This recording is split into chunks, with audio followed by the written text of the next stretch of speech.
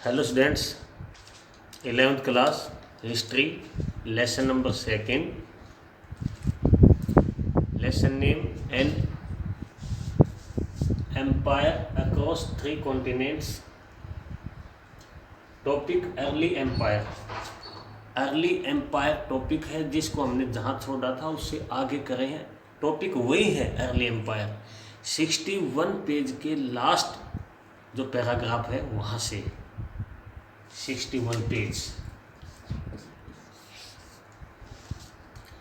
तो हमने कहा छोड़ा था कि ऑगस्टस का अपना कोई नेचुरल सन नहीं था।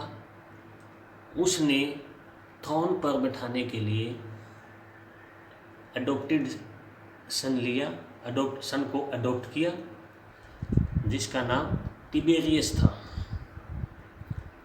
टिबेरियस यानी जूलियस सीजर के बाद ऑक्टेवियन ऑगस्टस के बाद टिबेरियस।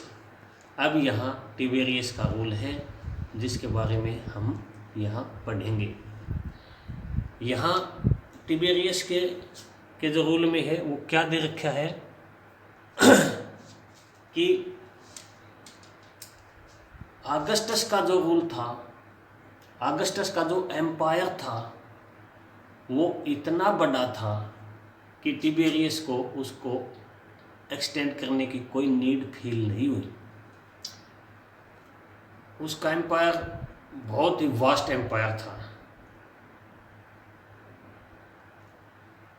तो टिबेरियस ने अपने फादर की तरफ से जो प्रॉपर्टी मिली थी, एम्पायर मिला था, उसको एक्सटेंड नहीं किया।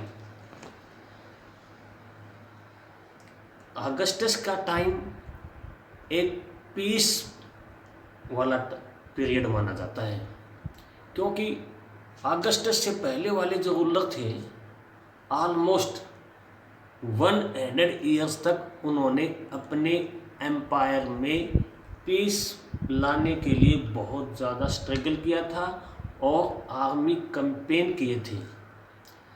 तब जाकर के ऑगस्टस के लास्ट टाइम में ये एम्पायर एक ऐसा बन गया था जहाँ पर कोई भी म्यूटनी होने के चांस, विद्रोह होने के चांस नहीं थे। यहाँ पर टिबेरियस का जो रूल है वो कब से कब तक का है? टिबेरियस का जो रूल है वो 14 to 37 AD, AD यानी फर्स्ट सेंचुरी में है। ये इसका जो है ना टाइम पीरियड है। मैं यहाँ पर आपको ये समझा दूँ कि टिबेरियस से पहले वाले जो रोमन एम्पायर थे उन्होंने अपने एम्पायर को एक्सटेंड किया है। आसपास वाले जो टेरिटरीज थे उनको एनेक्स किया था। बट टिबेरियस ने ऑगस्टस से जो प्रॉपर्टी एम्पायर मिला है उसमें कुछ भी एरिया एनेक्स नहीं किए, उसी को उसने संभाल करके रखा। यहाँ पर अब बहुत पीस वाला टाइम था क्योंकि टिबेरियस से पहले वाले रूलर ऐसे रूलर रहे हैं जिन्होंने मिलिट्री कैंपेन करके यहाँ पर कहीं पर कोई एजिटेशन से होता था तो उसको बहुत ही स्ट्रांगली जो है ना ऑपरेस कर देते थे। तो इसके बाद टिबेरियस के बाद यहाँ पर जो है ना रूल किसने किया रोमन एम्पायर पर? ट्राजन ने फिर अपने एम्पायर को, रोमन एम्पायर को या अपने एम्पायर को जो है ना एक्सटेंड किया है। ट्राजन ने जिसका रूल था टाइम पीरियड 113 AD to 117 यानी टाइम पीरियड छोटा है लेकिन इसके ड्रीम जो है ना वो बहुत बड़े थे।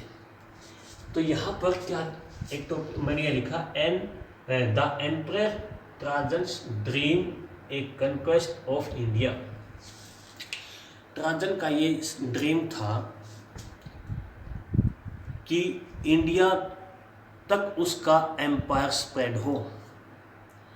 एक बार वो यूफ्रेट रिवर के साउथ की ओर आ जाता है और पर्शियन गल्फ के पास खड़ा होकर के क्या देखता है कि सी के थ्रू जो भी मर्चेंट बोट जा रहे हैं उनको देख रहा है, जो मेडिटेरियन सी से रेड सी और बे ऑफ अरेबियन सी के थ्रू इंडिया में जो बोट आ रहे हैं, बोट कौन से, कॉमर्शियल बोट, उनको बड़ी ललचाई नज़रों से देख रहा है। क्या कहता है अपने आप को कि यदि मैं अलेक्जेंडर जैसा यंग होता तो मैं इंडिया को कॉन्क्वेस्ट कर लेता। नेक्स्ट, सेकेंड सेंचुरी के बाद रोमन एम्पायर में बहुत सारे रूलर बाद में ऐसे सक्सेसर आए जिन्होंने रोमन एम्पायर को और ज़्यादा आसपास का जो एरिया है उनको एनेक्स कर लिया, जोड़ लिया अपने एम्पायर में। बट वहाँ पर कुछ ऐसे किंगडम भी हैं जो रोमन एम्पायर के रूलर ने डिपेंड कर दिए। डिपेंडेंट मीन कि जब भी मुझे तुम्हारी हेल्प होगी तो आर्मी की हेल्प आप मुझे दोगे। इस तरह कुछ डिपेंडेंट किंगडम्स भी वहाँ पर यूफ्रेट रिवर के आसपास जो ना मिलते हैं। बट जो भी किंगडम्स रोमन एम्पायर ने एनेक्स किए वो बहुत ही जो ना प्रोस्पेरियस किंगडम थे। वहाँ से रोमन एम्पायर के लिए बहुत ज़्यादा इनकम होती थी। एग्जाम्पल के लिए हेराड एक स्टेट है जहाँ से per annum 54 lakh दिनारियस per annum आती थी। किसके बराबर है ये? 1,25,000 किलोग्राम गोल्ड के बराबर। तो इस तरह इनके इनकम के ये सोर्स थे। यहाँ पर एक वर्ड और है, नियर ईस्ट।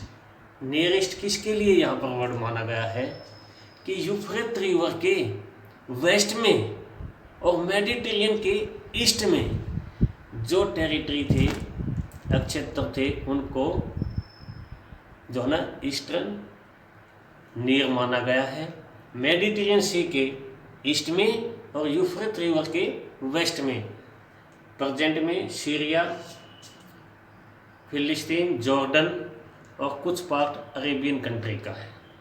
तो ये नियरेस्ट ईस्ट थे जो रोमन एम्पायर के ईस्टर्न पार्ट माना जाता है। तो आज हम बस केवल इतना ही करेंगे। 61 पेज का पहला ग्राफ, 62 पेज का दूसरा जो पैराग्राफ है, ये 2 पैराग्राफ हमने आज किए हैं। अच्छे से समझना। यहाँ पर एक बात और बता दूं कि यहाँ पर जो कॉइन्स थे वो कौन से कॉइन्स थे? सिल्वर कॉइन्स थे। दिनारियस यहाँ का जो कॉइन है ये 4.5 यानी 4.5 ग्राम का प्योर सिल्वर कॉइन्स होता है दिनारियस। जो हेराड स्टेट से कितनी दिनारियस मिलती हैं पर ईयर? 54 लाख दिनारियस, जो कितने गोल्ड के बराबर है? 1,25,000 किलोग्राम गोल्ड के। तो ये डिपेंडेंट जो स्टेट थे ये कितने प्रोस्पेरियस थे। हेराड से इतनी इनकम आ रही है तो और नेबर स्टेट से कितना रोमन एम्पायर प्रोस्पेरियस होगा, यहाँ से हम गैस कर सकते हैं। Okay, thank you.